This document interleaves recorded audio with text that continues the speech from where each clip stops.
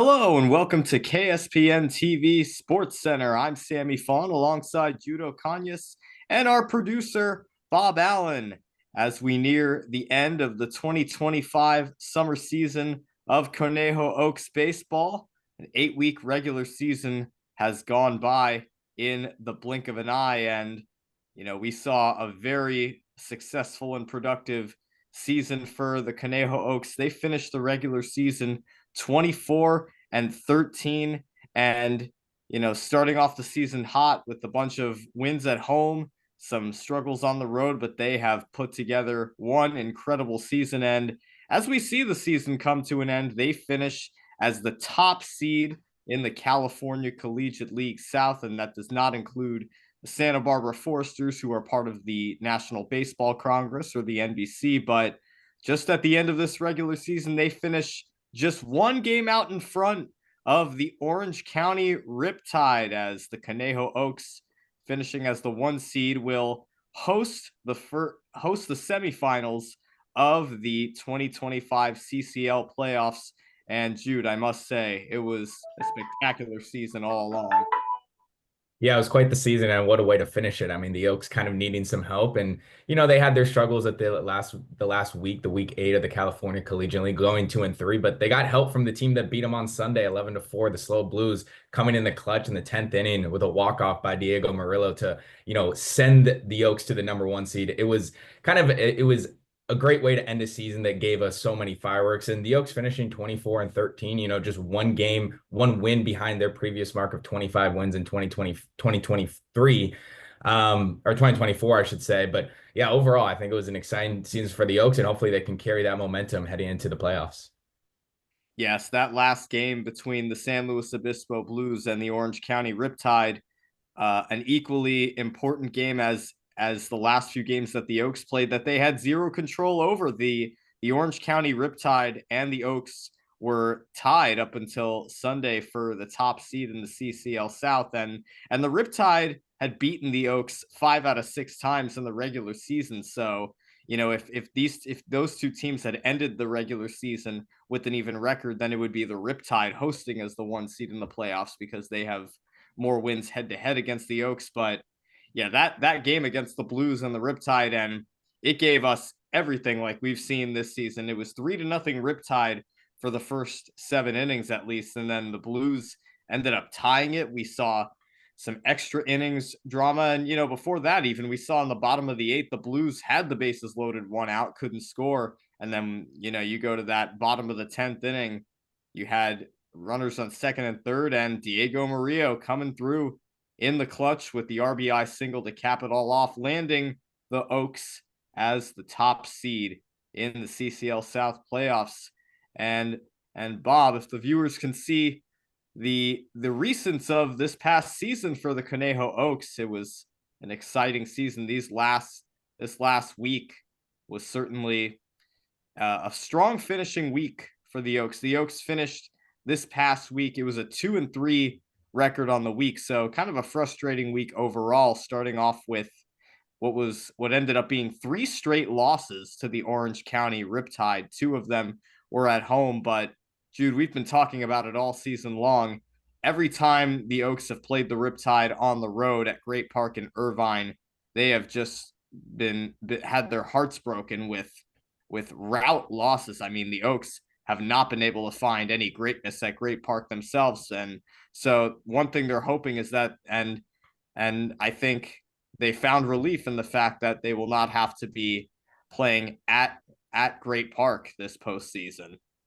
Yeah, it certainly helps. I mean, being 0-3 at Great Park is certainly a place why that game versus the Blues and Riptide was honestly so vital. I mean, we've seen the nightmare situations before. Pretty much the Oaks have been run out of the stadium by the 4th, 5th inning. And so now back at George Sparky Anderson Field. But, I mean, not to, put a damper on the party, but really it hasn't been all great at, George Sparky Anderson either. The Oaks are 0-2 at home versus the Riptide, or 1-2 at home, but their only win coming in a, a neutral site at Ventura College. But when we've seen the Riptide come to George Sparky, it hasn't gotten any better. But I mean, I think the positive note looking forward on Wednesday is most likely Charlie Decker. One of their all-star pitchers is going to be on the mound. We saw him pitch, a game high or a season high for him, 9 strikeouts in a game, just allowed 1 run, didn't walk anybody in the 23 batters he faced. And really, that was the closest game we'd seen between, the Oaks and the Riptide outside of a walk-off win at Ventura College. It was a 2-1 win for the Riptide. And I think, when we look at this matchup, it's really going to be on the bats. That was something we've talked about, Sammy,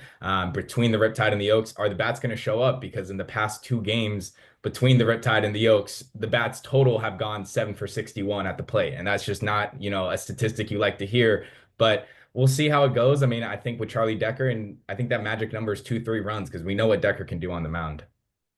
Yeah, Charlie Decker finishing the season 4-1 with a 2.57 ERA, and in 5 of his 7 appearances, he has gone at least 5 innings, and he allows an average of 2 runs a game, and he has been the most consistent starting pitcher for the Oaks this season. So he's an arm that the Oaks are definitely going to want to take care of, and they're surely going to save for Wednesday's matchup. And for him to make the All-Star team, a credit to his hard work and his performance on the mound and his work ethic. And we didn't see him pitching that, but of course, that speaks volume to the fact that he's an arm that the Oaks need to utilize as the season goes on, and especially when the stakes get higher. And one pitcher I'd like to highlight, Gabe Howard, had, in my opinion, his best outing of the season.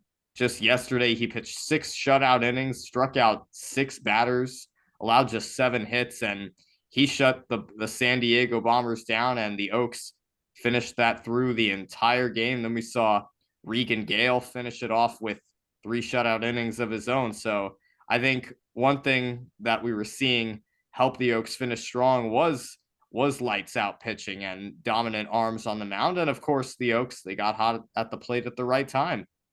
Yeah, they did, and they got hot early. That was kind of the interesting part, especially just going off the game versus the Blues that ended about 9:30. Team didn't get back till midnight at California Lutheran, and you're gonna have to play a game, within the next 13 hours. And we talked about it before the show and wanted to see if they were able to respond early on, and they did. They scored 2 runs in that second inning and continued on with 3 runs in another, and then 2 runs in another. So the bats certainly got going, but I think Sammy, me and you both can agree that's going to be extremely, vital if the Oaks want to move and beat the Riptide, who actually just a year ago in 2024 played the Riptide at, George Sparky Anderson Field for the South Division Championship. We're able to win 9-2 in that one, but it's a little bit different story. The momentum that the Riptide have had into this game is a little bit stronger just with the history of these two teams in 2025. But yeah, talk about Gabe Howard. I think, it wasn't the strongest week that we saw, going 2-3, but I think you needed a win like that to end your season on a high note. The Bombers, obviously not one of the better teams, but when you shut them out and you beat them 8-0, that's always a positive note to finish. But like I said, I really think it's going to be up to the bats and even defense, Sammy. I mean, we keep preaching it. I mean, the errors that we've seen, the Oaks rank, top 3 in defensive errors across the whole entire California Collegiate League, and they just can't afford that. I mean, they have to play almost perfect baseball versus a Riptide team that has certainly had their number all season long. Yeah, the Riptide are definitely a team that the Oaks will watch out for a potential opponent this coming Wednesday. Now, tomorrow is the CCL South wildcard game, and same with the North End.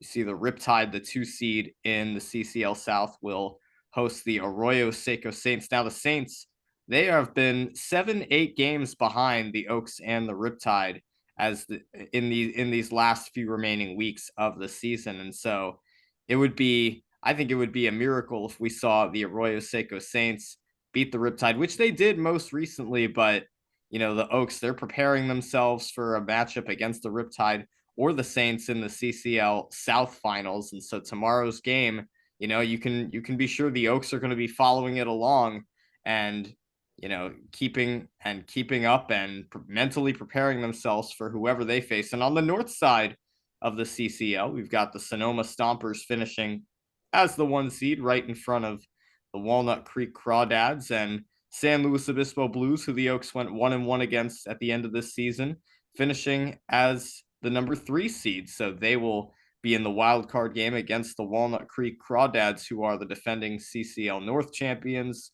Oaks, CCL South champions, they will be hosting the CCL South championship game on Wednesday against either the Orange County Riptide or the Arroyo Seco Saints, and it should be an exciting matchup, Jude. Yeah, it certainly should. I mean, if you're the Oaks, and me personally, I'm going to be on my couch at 7 p.m. watching that game because I think every single Oaks fan and, Oaks player, and even me and you, Sam, and even, our producer Bob is going to be watching that game. Just we know how important it is. And I mean, you're hoping that hopefully the Saints pull off a miracle because I mean, the track record speaks that the Oaks have a lot more success. They're 6-1 this season versus the Saints. They've been able to dominate them both on the road and home. So it doesn't really matter the site. The Oaks handle business versus the Saints all season long. But yeah, I think it would take a miracle. And especially I think this is a Riptide team that is coming out for vengeance. Losing the way they did on Sunday to end your season and also realize we gave up a potential to have the number one seed. I mean, all they had to do was win, and they would basically have the number one seed to now play an extra playoff game. I think they're going to come in with some vengeance. And so if the Saints, you better be prepared because this Riptide team we've seen from the pitching staff to what their batters can do when they've, pretty much dominated the Oaks and for the most part dominated the Saints this season. So they're going to be coming out for vengeance. And even the Oaks should be prepared on Wednesday when they play them or potentially the Saints, not counting them out yet. Yeah, it's going to be an intense wild card game this coming Tuesday, tomorrow afternoon, and really speaks volumes so early on in the postseason. But we will have updates for you by tomorrow on who exactly the Oaks will be facing in the CCL South, as well as the Stompers in the CCL North. Until then, we will see you then alongside Judo Kanyas and our producer Bob Allen. I'm Sammy Fawn. Thank you for watching KSPN TV Sports Center. Well, I also want to congratulate both of you guys, as the announcing team for the Canale Oaks. This is the 12th year in a row that, we've been live streaming. And I have to say that it's one of the best from the announcing standpoint that we've had. So congratulations to both of you, and go Oaks, go. Let's win that. Let's win that game for Yep. Wednesday night. Yeah. Okay?